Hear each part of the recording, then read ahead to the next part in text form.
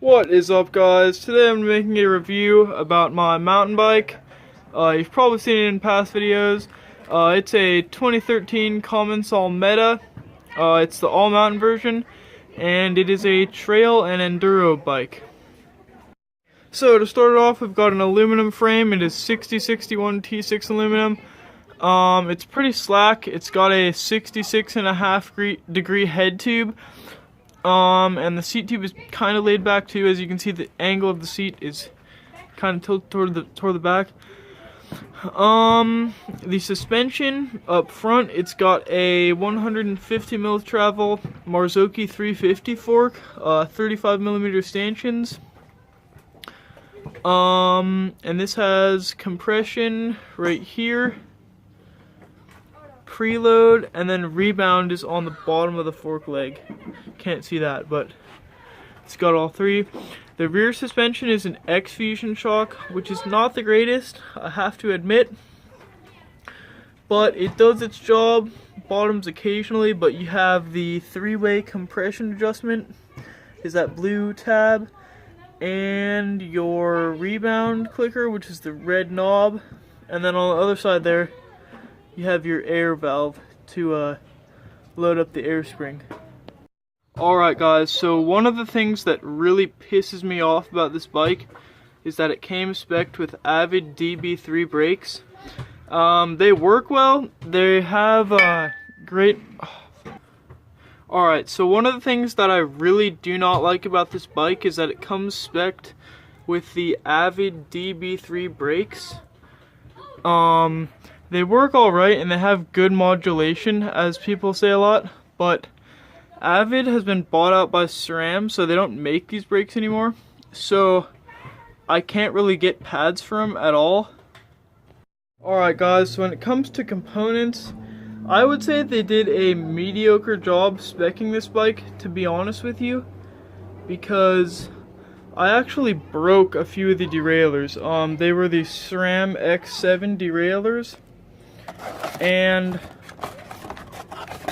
I snapped off the mounting bracket for this derailleur, and I did it twice too, so I don't know how that happened. I don't know if I was doing something wrong or if it just happens because I was riding hard or whatever, but it sucked. Ruined my ride for sure. So what I ended up doing was switching over to the Shimano Dior XT. It's still the 10-speed and it's not quite as wide of a gear ratio, but I love it. It's bulletproof. And it's got this nice clutch mechanism right here. So if you can see now, it'll move like this, and then if you flip the clutch up, it won't move. So it's nice and quiet when you're in those rocky sections. Super nice. It's made it to the same shifter too, the Dior XT. Not much to say on that. It's just a regular shifter, but it's alright. Alright guys, so one of the things that really pisses me off about this bike is that it came spec'd with Avid Db3 brakes.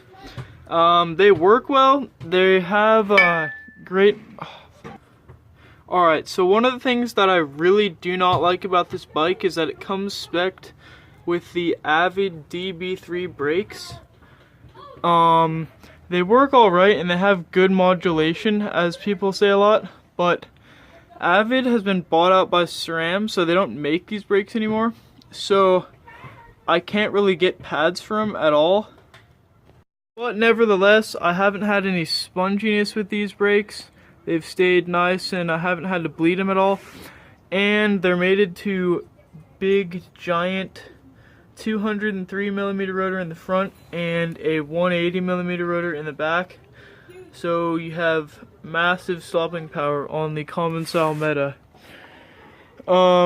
Nevertheless though, the bike will climb. You can flip that switch all the way in the down position and it locks it out or makes it really stiff. So you'll climb. The fork doesn't lock at all, but I haven't found that to be much of a problem. Alright, and last but not least, the bike comes spec'd with a Maxxis High Roller 2 tire in the front.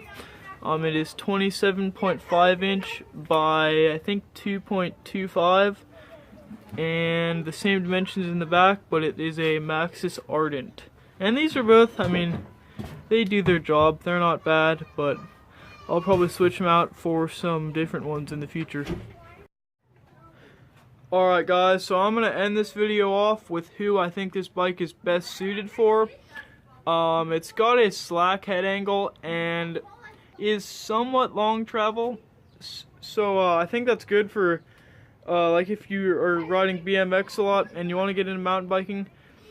That was my case, and I think it's great because I can climb up to the top of the trail, but I can have a lot of fun on the way down too, and that's really great because it's kind of a mid-travel bike, so you're not like swimming in a sea of travel when you try to pedal, but you're also not bottoming violently off every jump on the trail. It's also got a slack head angle, which does not help at all at climbing, I will say, but it makes it a lot of fun to ride downhill. And then the brakes are good. I have spun out a few times on this gear ratio. It's a 10:32 cassette. So the smallest ratio I have is a 32 in the front and a 10 tooth in the back. But the only times when I've spun out, I wouldn't have wanted any more speed, so it's not really a problem, you tell me. But yeah, this bike is a great bike. They also are relatively cheap used, if that's what you're looking for. I got mine for just over $1,000. And yeah, it's been a great bike. Also, as a side note, all the cable routing is internal. There is internal routing for a dropper post, as you can see here. And that is one mod I probably will be doing in the near future.